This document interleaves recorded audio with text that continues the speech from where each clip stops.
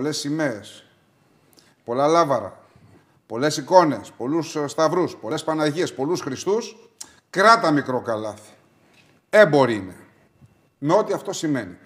Και νομίζω το μεγάλο κομμάτι του κόσμου τώρα, που θα πάει στις κάλπες, όχι τώρα, στο εξής και τώρα στο εξής εννοώ και στο κοντινό μέλλον. Αυτά θα τα ζυγίσει.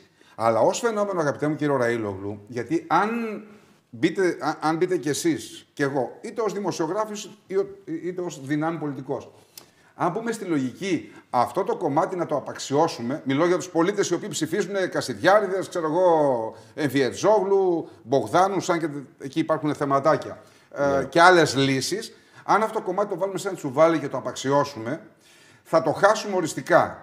Είναι παραπλανημένοι και είναι πολίτες οι οποίοι έχουν τα ίδια δικαιώματα και υποχρεώσεις με εμάς. Απλά πρέπει να γίνει σαφές σε αυτούς και σε αυτούς ότι ο θυμός δεν είναι λύση.